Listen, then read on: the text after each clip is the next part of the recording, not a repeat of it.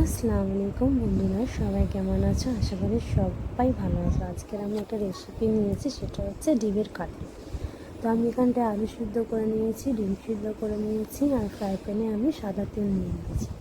তো প্রথমে কিছুই না, সাদা তেলটাকে ভালোভাবে গরম হয়ে গিয়েছে আমার 5 মিনিট ধরে। তো আমি এখানটায় লাল লঙ্কার গুঁড়ো নিয়ে নিয়েছি, আর এখানটায় আমি হলুদ গুঁড়ো নেব, আর এখানটায় আমি জিরে গুঁড়ো নেব সামান্য পরিমাণের মতো, আর স্বাদ মতো নুন নিয়ে নেব।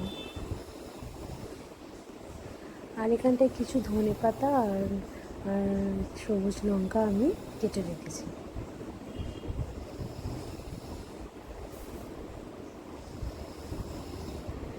তো এই দেখুন কিছু কুচনো একটা ধনেপাতা, আর আমি লাল সবুজ লঙ্কা ভালো করে কুচনো ছিল, যেটা ভালো করে অ্যাড করে দিলাম। তো তেলের উপরে ভালো করে মশলাটা ফ্রাই করে নিচ্ছি। ভালো করে একটা ঘন ঘন গন্ধ এসে যাবে সুন্দর, তখন আমি আলু সিদ্ধটা দিয়ে দেবো। এই দেখুন কত সুন্দর কালার চলে এসছে। তো এবারে দেখুন আলু সিদ্ধটা আমি দিয়ে দেবো। যেহেতু আমার আলু সিদ্ধটা পুরো ছিল না, সে আমি ক্যামেরাটা রেখে আবার এতে আলু সিদ্ধটা অ্যাড করে ফেলেছি। একে একে এবারে একে একে তো একটা হাতে ক্যামেরা আর একটা হাতে রান্না, সেটা তো হবেই না। তো আমি ফোনটা রেখে এবারে ভালো করে আলুটা ম্যাশ করে নিচ্ছি সুন্দরভাবে। দেখুন আলুটা ম্যাশ করে নিচ্ছি।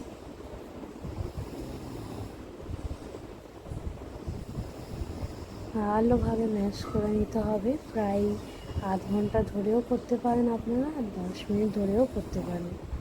এরকম ভালো করে আমার ম্যাশ হয়ে গিয়েছে, তেল তেল ছেড়ে এসছে, আমার আলু সিদ্ধটা ভালো করে ম্যাশ হয়ে গেছে।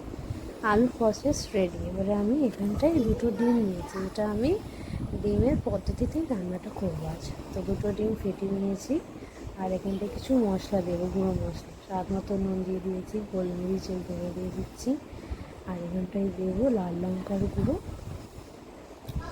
আপনারা পুরো ভিডিও দেখবেন প্লিজ প্লিজ প্লিজ। খুবই সুন্দর একটা রেসিপি, আপনারা অবশ্যই রমজান মাসে ট্রাই করবেন। এখানটায় আমি নিয়ে নিতে জিরে গুঁড়ো। তো সব কিছু ভালো করে ফেটিয়ে নেব সুন্দর করে। দেখতেই পাচ্ছেন খুবই সুন্দর একটা রেসিপি রান্না করছি। এই দেখুন খুবই ভালো রেসিপি। তো আমার এখানটায় ডিমটা আমি কেটে দিয়েছিলাম, এখানটা আলু সিদ্ধ রেডি, ডিমটা রেডি, আর এখানটায় আমি সেওয়ের গুঁড়োটা নিয়ে নিয়েছি।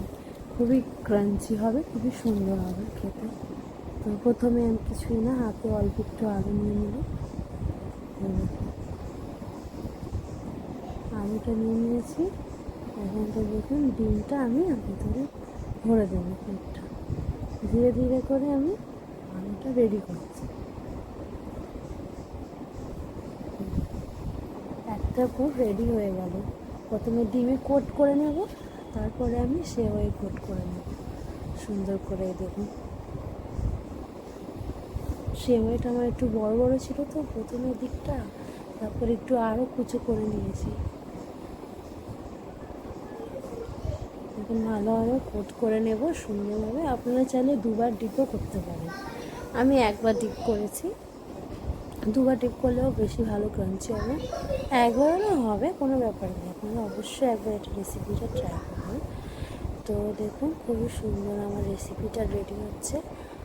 অবশ্যই আপনারা রমজান মাসে ট্রাই করবেন। এরকম করতে করতে আমি প্রায় 10-15টা বানিয়ে ফেলেছি। এখন তো 4টে হয়েছে, আপাতত আরও বাকি আছে আমার প্রসেস। প্রায় অনেকটাই করে ফেলেছি। এরকম এখানটায় প্লেট ভর্তি, আর একটু আমি আরেকটা জায়গায় আমি রেডি করেছি। এবারে তেলটা ভালোভাবে গরম হয়ে গেলে একে একে এগুলো দিয়ে দিতে হবে, ডিমের কাটলেটটা।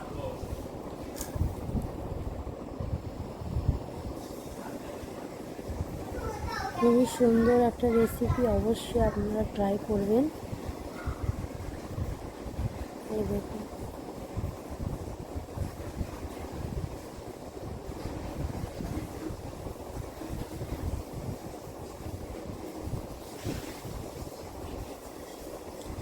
তো বেশিক্ষণ ফ্রাই করলেও ভালো, একটু ক্রাঞ্চি ক্রাঞ্চি হবে, আর একটু তাড়াতাড়ি উঠে দিলেও ক্রাঞ্চি হবে না, একটু বেশিক্ষণ ফ্রাই করলেই ভালো।